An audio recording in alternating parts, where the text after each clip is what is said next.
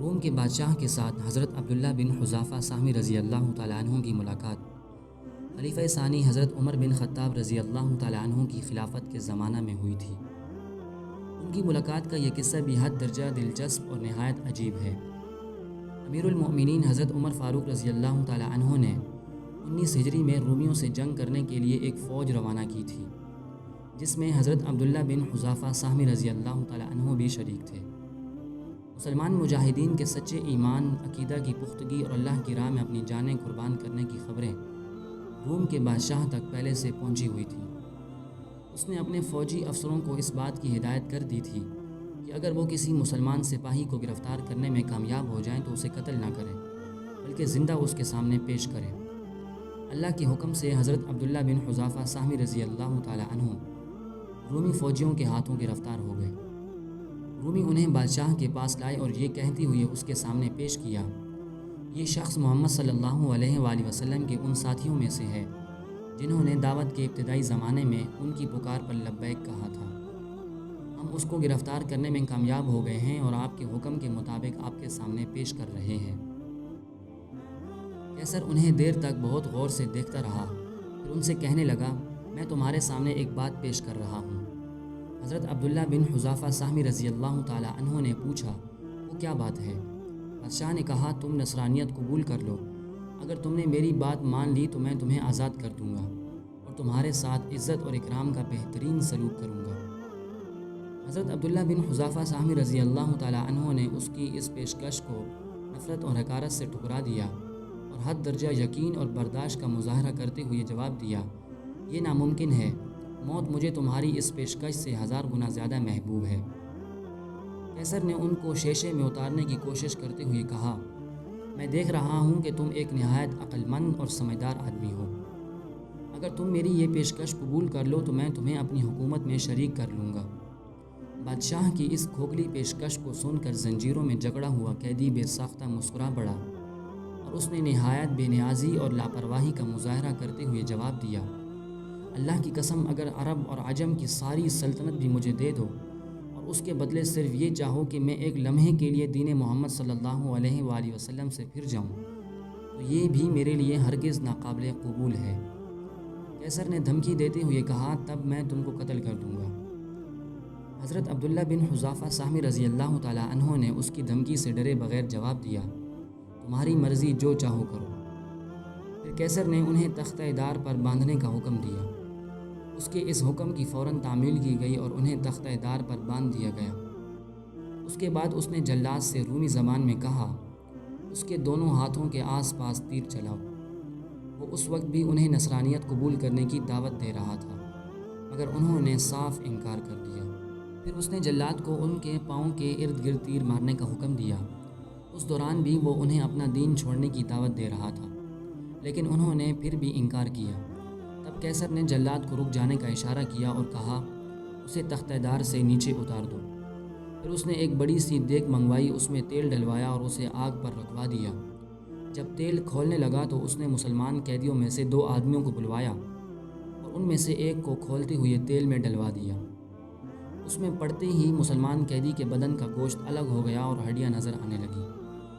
اس کے بعد قیصر نے حضرت عبداللہ بن حذافہ سہمی رضی اللہ تعالیٰ عنہ کی طرف رخ کرتے ہوئے پھر ان کو نصرانیت قبول کرنے کی دعوت دی، مگر انہوں نے پہلے سے بھی زیادہ سختی کے ساتھ اس کی دعوت کو رد کر دیا۔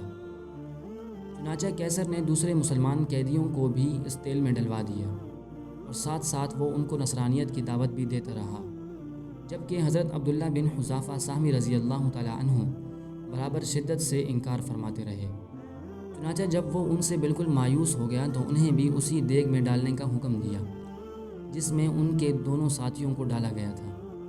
جب انہیں گھسیٹ کر دیگ کی طرف لے جایا جا رہا تھا تو ان کی آنکھوں میں آنسو آ گئے۔ سپاہیوں نے قیصر سے کہا کہ یہ رو رہا ہے۔ قیصر نے سمجھا کہ اب ان کی ہمت جواب دے گئی ہے۔ اس نے سپاہیوں سے کہا کہ ان کو میرے پاس لاؤ۔ جب حضرت عبداللہ بن حذافہ سہمی رضی اللہ تعالیٰ عنہ اس کے پاس پہنچے تو اس نے پھر اس خواہش کو دہرایا کہ وہ نصرانیت اختیار کر لیں، مگر جب انہوں نے انکار کر دیا تو قیصر نے دریافت کیا، پھر تم کیوں رو رہے تھے؟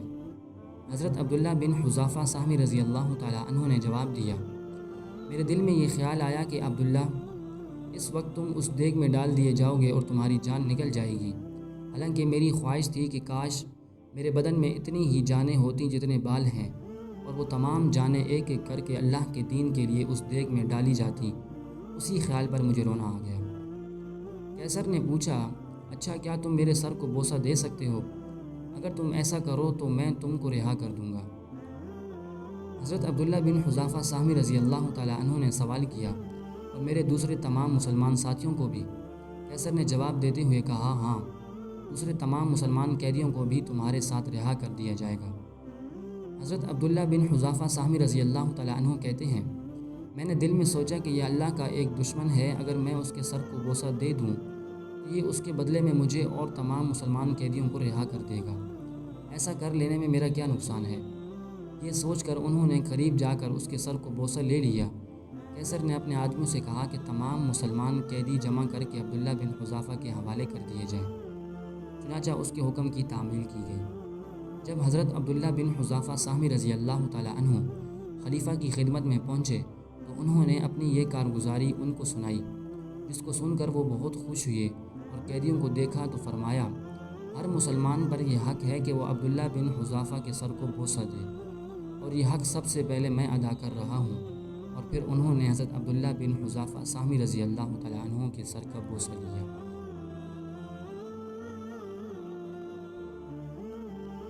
دینی شعائر یعنی وہ چیزیں یا وہ باتیں جن سے دین کی پہچان ہوتی ہو، ان کی بے حرمتی بہت بڑا گناہ ہے۔ اللہ تعالیٰ ایسے لوگوں کی سخت پکڑ کرتے ہیں۔ دیکھیے، حضرت عبداللہ بن حذافہ سہمی رضی اللہ تعالیٰ عنہ کسریٰ کے پاس جب حضور صلی اللہ علیہ وآلہ وسلم کا خط لے کر گئے تو کسریٰ نے اس مبارک خط کو پھاڑ دیا۔ کسریٰ کا یہ جرم صرف کسی قاصد کے خط کو پھاڑنا ہی نہ تھا، بلکہ اس عظیم ہستی کی طرف سے اس مقدس صحیفے کو چاک کرنا بھی اس کا جرم تھا کہ جن کے نام نامی سے یہ دنیا اور یہ کائنات قائم ہے۔